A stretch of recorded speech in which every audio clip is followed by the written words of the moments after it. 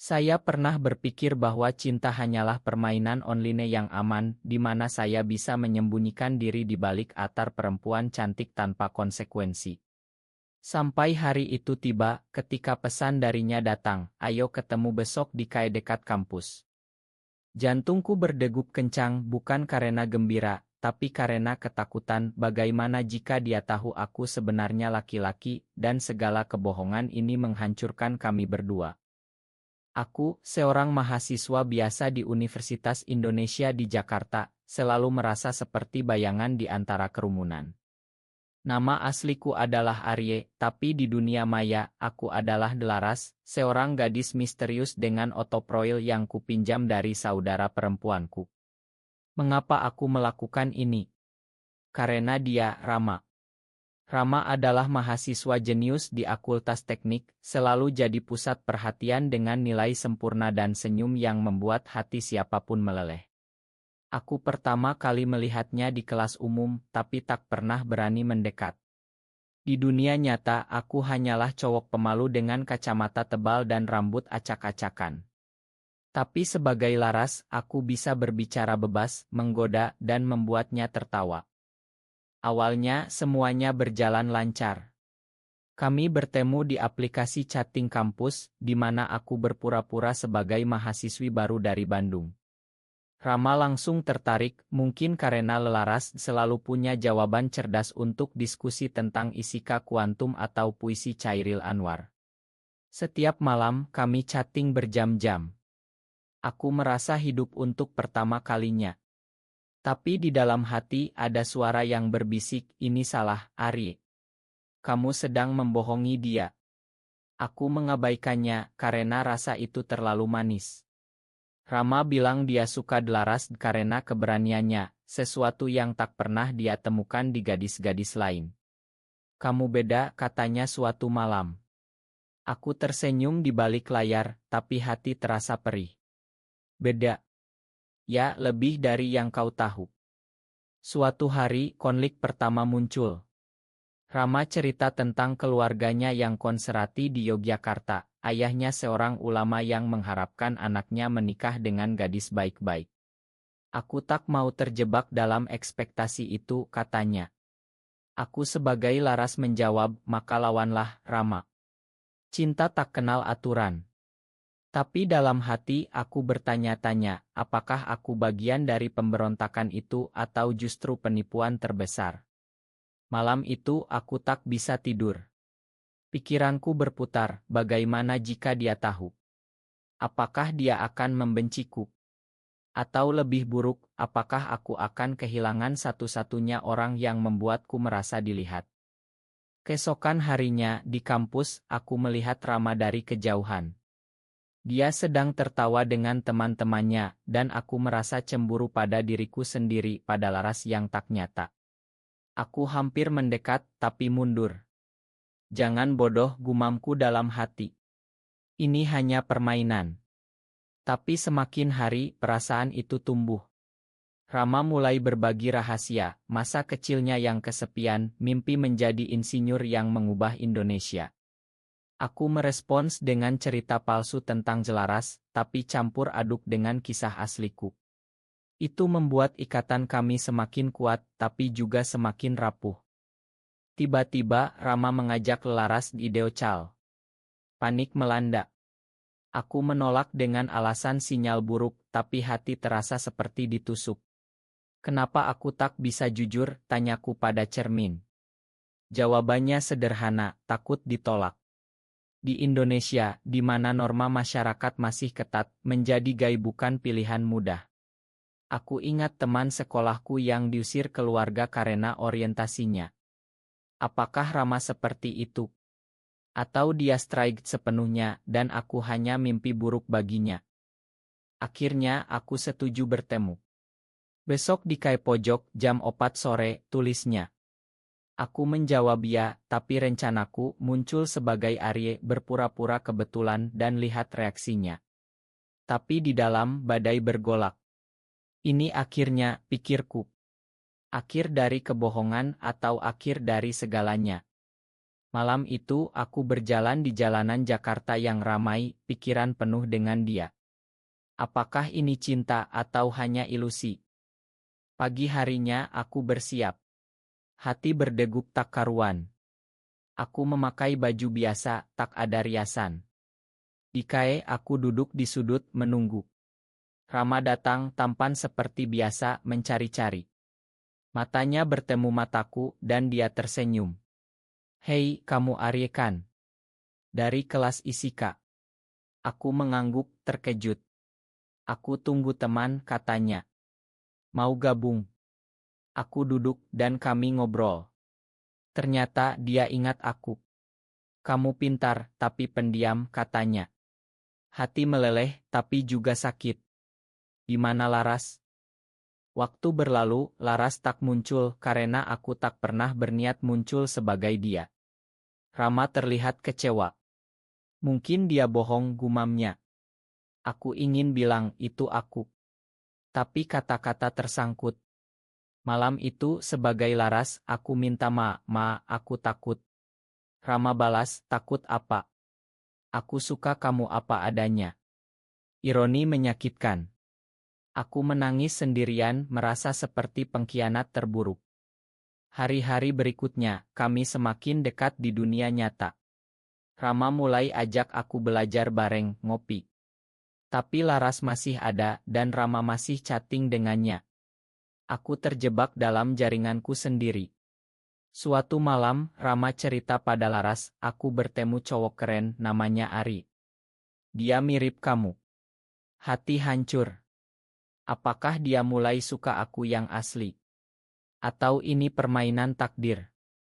Konflik memuncak ketika Rama menemukan petunjuk. Di ponselku yang tak sengaja tertinggal di meja belajar kami, ada notifikasi dari aplikasi chatting. Rama lihat nama Laras. Matanya melebar. Ini. Kamu, tanyanya, suara gemetar. Aku diam, air mata mengalir. Kenapa, Arye? Kenapa bohong? Aku jelaskan semuanya, ketakutan, cinta yang tak berani diungkap.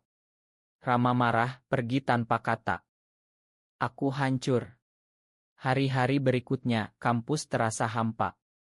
Aku introspeksi, aku pikir cinta bisa disembunyikan, tapi justru menyakiti. Rama menghindariku. Tapi di dalam, aku tahu dia juga bingung. Suatu hari, dia kirim pesan, kita bicara. Kami bertemu di taman kampus. Aku marah karena kamu tak percaya padaku, katanya. Tapi aku suka Laras karena itu kamu. Dan sekarang, aku suka Arya lebih lagi. Hati berbunga, tapi ragu. Tapi masyarakat. Keluargamu, tanyaku. Kita hadapi bersama, jawabnya. Setelah pengakuan itu, hubungan kami berubah. Rama dan aku mulai menjalin kedekatan yang lebih dalam, tapi tak mudah. Setiap kali kami berdua, ada bayang-bayang kebohongan masa lalu. Aku sering terbangun malam-malam, mempertanyakan, apakah dia benar-benar memakan. Atau ini hanya belas kasihan. Rama, dengan siat jeniusnya, selalu mencoba meyakinkanku. Arye, cinta bukan tentang sempurna. Ini tentang keberanian, katanya suatu sore di pinggir sungai Ciliwung.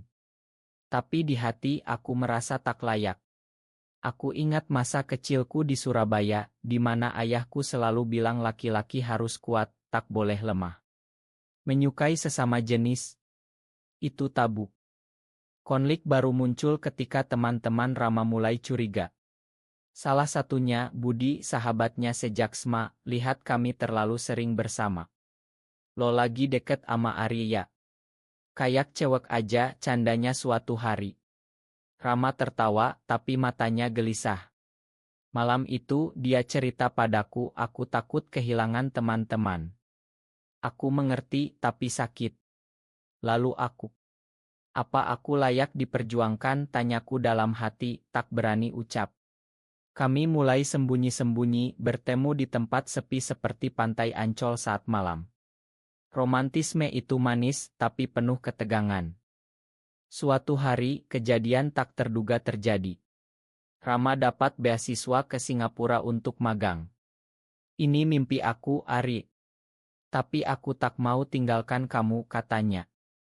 Aku senang, tapi juga takut. Pergi saja. Aku tunggu jawabku meski hati berteriak, jangan pergi. Selama dia pergi, kami chatting setiap hari. Tapi jarak membuat keraguan tumbuh. Aku mulai dengar rumor dari kampus, Rama dekat dengan gadis di sana. Bohong, pikirku. Tapi foto di media sosialnya dengan seorang perempuan cantik membuatku gila. Apakah dia kembali ke normal, gumamku sendirian. Akhirnya aku konfrontasi ya Ideo Chal.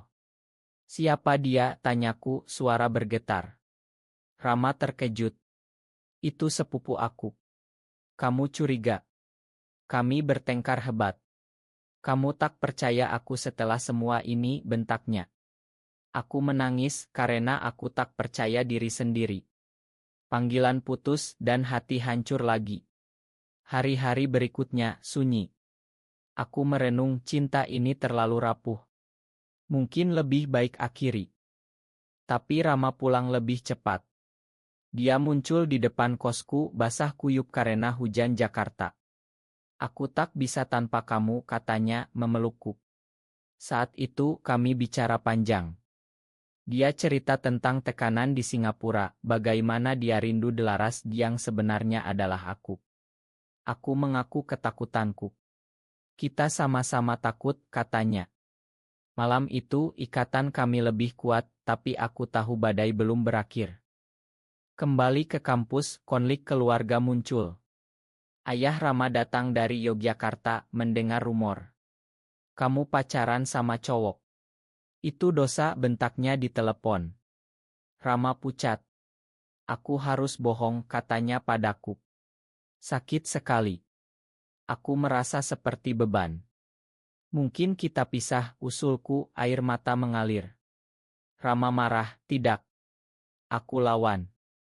Tapi di dalam dia ragu. Aku lihat matanya penuh konflik. Puncaknya, ayah Rama datang ke Jakarta. Kami bertemu diam-diam, Arye, aku tak tahu harus bagaimana, katanya. Aku dorong, ikuti hati kamu. Tapi malam itu, Rama bilang, ayah suruh aku nikah dengan anak temannya. Dunia runtuh. Kamu setuju, tanyaku. Tidak, tapi. Keluarga. Aku pergi, hati remuk. Ini pengkhianatan, pikirku. Dia memilih mereka daripada aku. Hari-hari berikutnya, aku hindari dia. Tapi Rama kejar. Di Taman Monas, dia berlutut, makan aku. Aku tak bisa hidup tanpa kamu. Kami menangis bersama. Kita kabur, candaku. Tapi serius, kami rencanakan masa depan. Cinta ini, meski penuh luka, mulai sembuh. Tapi tak semudah itu. Budi, sahabat Rama, tahu semuanya. Lo gila. Ini Indonesia, bro, katanya. Rama bertengkar dengannya. Persahabatan retak. Aku merasa bersalah, aku yang hancurkan hidupnya. Malam-malam aku berdoa, Tuhan beri kami kekuatan. Akhirnya, Rama konfrontasi ayahnya. Aku cinta Arye, Pah. Ini aku yang sebenarnya. Ayah marah, tapi Rama tegar. Kalau Pah tak terima, aku pergi. Air mata ayah mengalir. Anakku, gumamnya. Itu awal perubahan.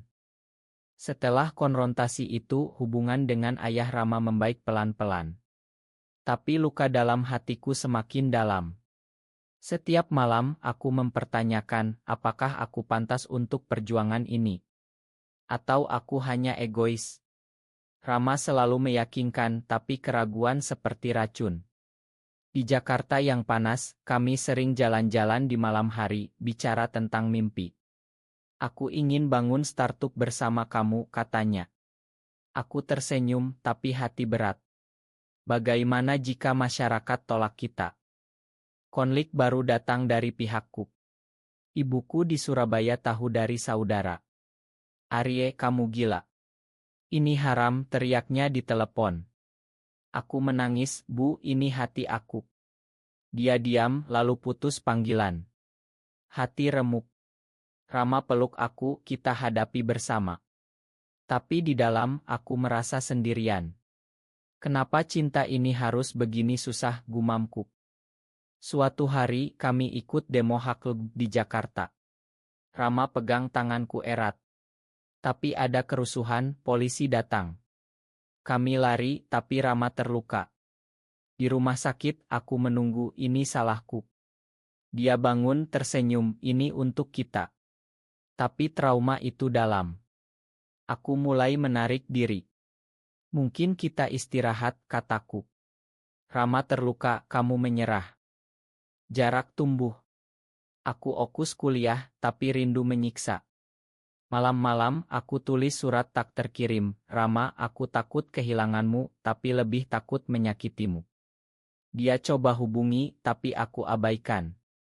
Sampai suatu hari, dia muncul di depan kelas. Arye bicara. Kami bertengkar di koridor. Kamu egois, bentaknya. Aku yang egois. Kamu yang bohong dulu, balasku. Air mata mengalir. Akhirnya, kami pisah sementara. Bulan-bulan itu neraka. Aku dengar Rama dekat dengan orang lain. Cemburu membakar. Apakah dia lupakan aku, pikirku. Tapi sebenarnya, dia juga menderita. Teman bilang dia sering sendirian di kai pojok. Puncak emosi ketika aku dapat undangan pernikahan. Bukan Rama, tapi sepupunya. Tapi di sana aku lihat Rama. Matanya penuh rindu. Kami bicara di taman. Aku tak bisa tanpa kamu, katanya. Aku menangis, aku juga. Kami peluk, tapi ada rahasia. Aku tahu Rama sempat ragu, hampir setuju nikah aransemen. Pengakuan itu menyakitkan. Kenapa kamu hampir khianati, tanyaku. Karena takut, seperti kamu, jawabnya. Kami saling makan, tapi luka dalam. Cinta ini semakin dalam, tapi juga semakin sakit. Kembali bersama, tapi tekanan masyarakat meningkat. Di kampus, rumor menyebar. Beberapa teman menjauh. Kalian aneh, kata mereka. Rama marah, aku sedih. Mungkin kita pindah ke Bali, usulnya. Aku setuju, mimpi baru lahir. Tapi sebelum itu, ayah Rama sakit. Kami ke Yogyakarta. Di rumah sakit, ayah pegang tangan kami, makan pah. Cinta kalian. Pah terima. Air mata bahagia. Tapi di hati aku masih ragu apakah ini akhir bahagia. Dengan berkah ayah Rama, kami semakin kuat. Tapi badai baru datang, karir. Rama dapat tawaran kerja di Google Singapura. Ini kesempatan, Ari. Aku senang, tapi takut. Aku ikut, tanyaku. Tentu. Tapi Isa sulit untukku. Jarak lagi-lagi mengancam. Di dalam aku berpikir, cinta ini selalu diuji. Apakah layak? Selama persiapan, konflik internal memuncak. Aku mimpi buruk, Rama tinggalkan aku untuk wanita. Bangun menangis. Rama peluk, itu tak akan terjadi. Tapi keraguan seperti hantu. Suatu malam kami bertengkar hebat. Kamu tak percaya aku, bentaknya. Karena masa lalu, balasku. Dia pergi, pintu dibanting. Pagi harinya, maamaan. Tapi luka tambah. Aku mulai terapi diam-diam, bicara tentang trauma. Cinta gay di Indonesia penuh perjuangan, kata terapis. Aku setuju, tapi lelah. Rama berangkat. Bulan pertama semuanya baik. Ideal setiap hari. Tapi lambat laun dia sibuk. Pesan jarang. Aku curiga. Apakah ada orang lain, gumamku. Akhirnya aku terbang ke Singapura tanpa bilang. Di apartemennya aku lihat Otto dengan rekan kerja pria tampan. Hati hancur. Siapa ini, tanyaku. Rama terkejut, teman. Kamu curiga lagi. Pertengkaran pecah. Kamu tak pernah percaya, teriaknya. Aku menangis karena aku takut kehilangan. Dia peluk aku juga takut. Malam itu kami bicara hati ke hati. Rama akui aku sempat ragu, tapi kamu satu-satunya. Cinta semakin dalam, tapi sakitnya tak hilang. Kembali ke Jakarta aku fokus karir. Tapi rumor di kantor, Aryegai. Bos marah. Aku hampir dipecat. Rama pulang sementara, dukung aku. Kita lawan, katanya. Kami ikut komunitas dapat dukungan. Tapi pengkhianatan datang dari dalam. Budi yang sudah baikan bocorkan rahasia kami ke media sosial. Oto kami menyebar. Pengkhianat, pikirku. Rama marah, putus sahabat. Aku hancur, ini akhir. HT comments membanjiri. Keluarga tolak. Ibuku bilang, jangan pulang. Air mata tak berhenti. Rama pegang aku, kita punya satu sama lain. Tapi di hati aku ingin menyerah. Puncaknya, kami diancam. Pesan anonim, hati-hati kalian. Kami takut. Mungkin pisah, kataku.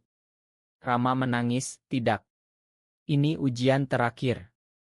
Akhirnya, kami pindah ke Bali, mulai hidup baru. Di sana, lebih bebas. Kami bangun bisnis kecil. Cinta berkembang, tapi luka masa lalu masih ada. Setiap malam, aku berpikir, apakah bahagia ini abadi? Di Bali, hidup kami seperti mimpi. Pantai, matahari terbenam, dan satu sama lain. Tapi bayang masa lalu menghantui. Setiap kali lihat pasangan hetero, aku bertanya, kenapa kita tak bisa seperti mereka? Rama jawab, karena kita spesial. Tapi di hati, sakit. Konflik baru, kesehatan. Aku sakit, stres akumulasi. Di rumah sakit, Rama tak tinggalkan aku. Aku tak bisa hidup tanpamu, katanya, air mata mengalir. Saat itu aku sadar, cinta ini nyata, meski penuh derita. Pulih, tapi emosi memuncak. Suatu malam, kami bertengkar tentang masa depan. Kita nikah, tanyaku. Di Indonesia. Mustahil, jawabnya. Hati remuk. Lalu apa arti ini, bentakku. Dia diam, lalu peluk, arti segalanya. Tapi rahasia keluar, Rama sempat hubungi mantan gadis. Hanya teman, katanya. Aku tak percaya. Pengkhianat, teriakku. Dia menangis, aku ragu karena tekanan. Kami pisah kamar. Malam itu aku pikir bunuh diri, tanpa dia, apa guna. Pagi harinya, Rama berlutut, Ma. Aku pilih kamu selamanya. Kami makan, tapi luka dalam sekali. Cinta ini seperti api, membakar tapi menghangatkan. Keluarga datang. Ayah Rama dan ibuku rekonsiliasi. Kami terima kalian, kata mereka. Bahagia, tapi air mata. Terlalu banyak pengorbanan, pikirku. Puncak emosi, kami adopsi anak yatim. Ini keluarga kita, kata Rama. Hati penuh. Tapi masyarakat Bali mulai curiga. Ancaman lagi. Kita pergi ke luar negeri, usulku. Rama setuju. Sebelum pergi, pesta kecil. Teman-teman dukung. Tapi di dalam, aku merasa ini akhir perjuangan. Akhirnya, kami pindah ke Australia, di mana cinta kami legal. Nikah sederhana, hanya kami berdua dan keluarga ya Om. Aku janji selamanya, kata Rama. Air mata bahagia mengalir. Tapi mengingat perjalanan, kebohongan, pengkhianatan, luka, semua membuat kami lebih kuat. Di sana, hidup tenang. Kami bangun perusahaan, bantu komunitas Indonesia dari jauh. Setiap malam, aku peluk Rama, terima kasih atas segalanya. Dia jawab, kamu yang buat aku utuh. Tapi nostalgia datang. Kunjungi Indonesia, lihat perubahan, masyarakat lebih terbuka. Kami cerita kisah kami di seminar, inspirasi banyak orang. Cinta tak kenal batas, kataku. Kembali ke Australia, anak angkat kami tumbuh. Ayah, cerita dong, katanya. Kami cerita RC lembut dulu, ayah bohong untuk cinta. Dia tertawa. Di usia tua, Rama sakit. Aku jaga dia. Jangan tinggalkan aku, kataku. Aku selalu di hati, jawabnya. Saat dia pergi, dunia gelap. Tapi warisannya, cinta yang mengubah. Aku hidup untuk mengenang. Tulis buku dari Laras ke Ari. Inspirasi bagi banyak. Kematian nyabi kematian, tapi pesan cinta sejati layak diperjuangkan meski penuh air mata. Akhirnya aku temui kedamaian. Di pantai aku bisik, terima kasih, Rama. Sampai jumpa. Hidup berlanjut penuh harapan.